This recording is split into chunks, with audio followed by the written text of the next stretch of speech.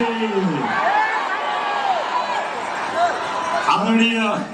चितवनवासी आमा बुवा दाजुभाइ दिदीबहिनीहरू, आज मैले के बोल्नु र खै चितवनले देखाएको यो माया सबैभन्दा धेरै माया देखाएको छ। सम्पूर्ण चितवनवासी आमा बुवा दाजुभाइ दिदीबहिनीहरूलाई मेरो सबैभन्दा पहिला धेरै धेरै धेरै धेरै धन्यवाद छ। धेरै धन्यवाद चितवन।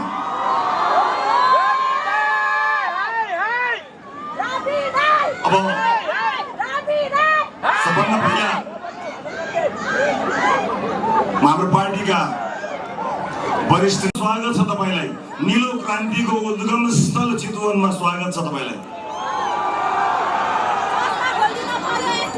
चेपाङ जातिहरूले पहिचान खोज्दै अस्तित्व खोज्दै सङ्घर्ष गरिरहेको भोटे समुदायले माया गरेको विभिन्न थारू समुदायले आशा र भरोसामा हेरिरहेको यो चितवनमा स्वागत छ तपाईलाई।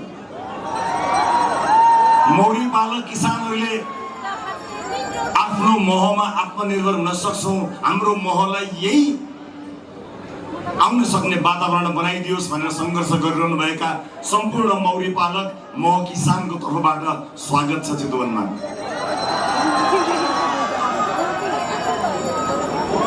चितवनमा उत्पादन भएको केरालाई कम्तीमा पनि चितवनलाई आत्मनिर्भर बनाऊ। चितवनले उत्पादन गरेको केरा हुँदाहुँदै हामीलाई बाहिरको केरा चाहिँदैन। सम्पूर्ण केरा किसानको तर्फबाट चितवनमा स्वागत छ तपाईलाई।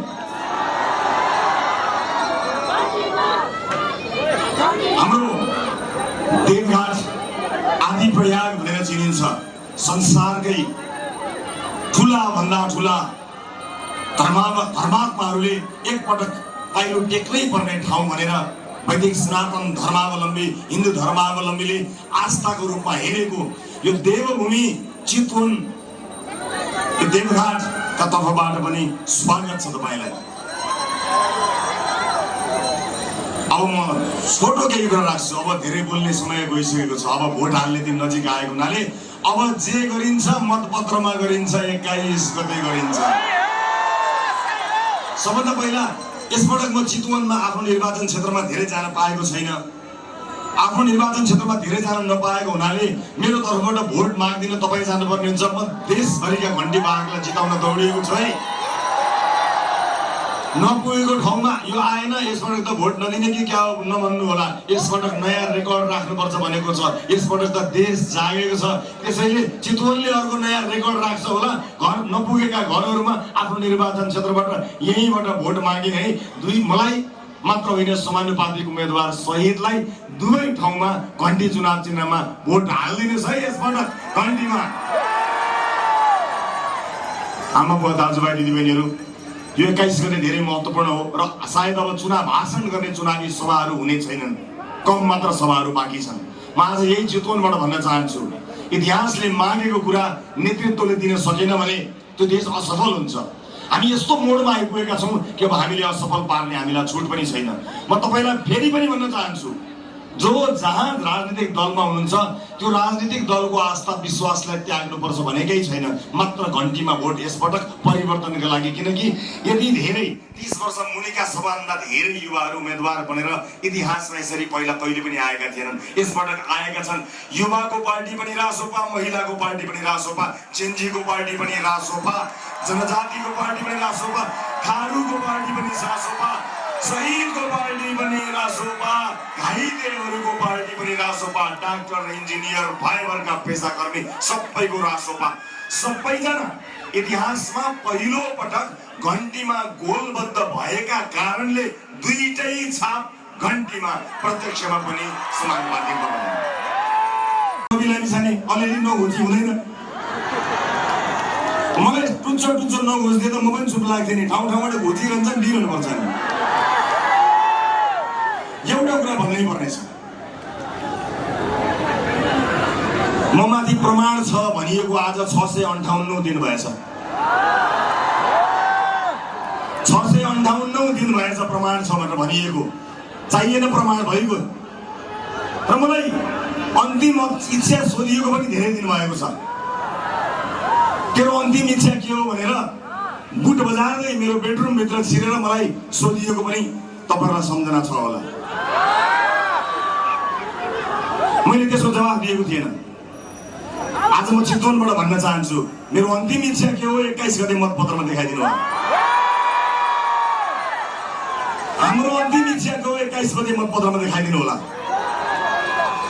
म सबैलाई यहाँबाट सन्देश दिन चाहन्छु, सम्पूर्ण जुन घटनाले आज देशको परिस्थितिमा आयो त्यो दुःखद घटनालाई यसको सुखद गन्तव्यमा हामीले लिएर जानुपर्ने छ। हामीसँग कोही त्रसित हुनु पर्दैन। हामी मुलुकलाई समुन्नतिको बाटोमा लिएर जान्छौँ।